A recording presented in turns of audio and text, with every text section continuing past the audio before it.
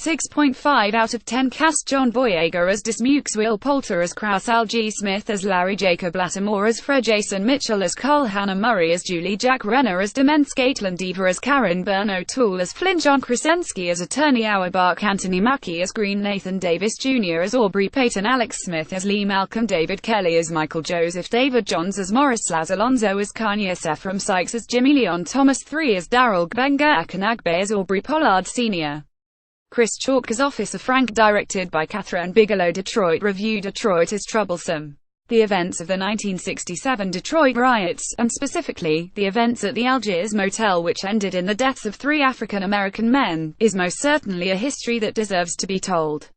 More and more, there are past events that must eventually have the light shined upon them, if for nothing else, to document that they really happened, and to fill the corners of our own awareness of history. These are the untold stories of America, and if we are to understand ourselves even remotely, we must take the bitter with the sweet. I am certain that director Kathryn Bigelow and screenwriter Mark Boal had the best intentions in tacking this story, and trying to find real truth amidst all the conflicting testimony and eyewitness accounts of what happened that night. Bigelow seems to be taking an almost journalistic approach to her work of late. While Zero Dark 30 is probably not as accurate as the filmmakers and the studio would like it to be, it is a real attempt at understanding how everything happened, and Bigelow is searching for truth. But here's the problem. Truth, in regards to something as racially charged as this, is ephemeral, and when you dramatize these events we can never be sure how much truth is being refracted through the prism of the filmmaker. Perhaps this wasn't Bigelow's story to tell. Perhaps she thought that she was bringing attention to difficult subject matter to enlighten us all on how while so much has changed, nothing has. But in her attempts to show the events of July 2526, 1967, Bigelow makes a fatal mistake. She paints with wide strokes of dispassion, when there are stories that deserve more attention to detail than others.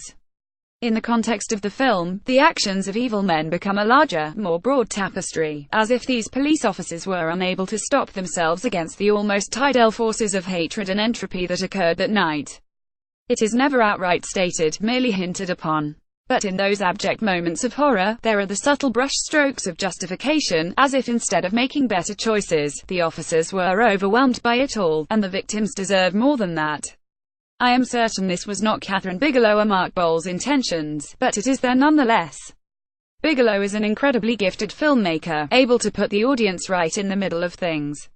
As the minutes unfold and Officer Kraus Will Poulter, who can play menacing but with very little nuance for anything else, and his team of Detroit police interrogate and torture these youths, we are never let off the hook. I find it fascinating that Bigelow plays with time almost as much as Christopher Nolan does in Dunkirk. We are given a primer on the Detroit riots and how they began, but then the film slows down to something approximating real time once we get to the Algiers Motel, and then speeds back up again to wrap up the film. Most of the performances are top-notch, especially from Algie Smith, who plays Larry, the lead singer of the Dramatics, who is caught at the Algiers Motel at the wrong time, and the events of that night change him forever. Smith deserves awards recognition for his work here. John Boyega also does strong work as a security guard who is legitimately overwhelmed by the events of the night, and suffers for his choices. Detroit is claustrophobic and intense, and we are never given any moments of release. At times, the tension is difficult to take. I am no stranger to film violence. I understand that Bigelow's goal here is to put us in the thick of it, to experience a fraction of what these young men and women experienced. And yet, there was a level of uncomfortability here in how Bigelow seems to make everyone complicit in a larger sense. These events didn't have to happen. Had any of the officers made a different choice that night, it perhaps wouldn't have happened at all. But by failing to fill in more intimate details, by casting such a wide net over the event, Bigelow does a disservice to the victims. It is as if everyone, in their way, is responsible for what happened at the Algiers Motel, and that is simply not true. In this day and age, we cannot allow anyone to think that could be true. Evil acts were done, and those evildoers never paid for those crimes.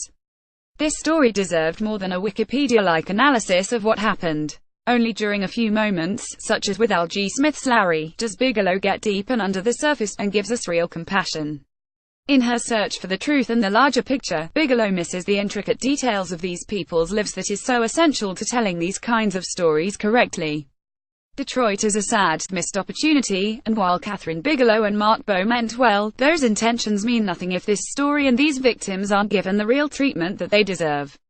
Again, perhaps this wasn't Kathryn Bigelow's story to tell. And as time moves forward, those opportunities to hear those voices who truly deserve to be heard shrink more and more.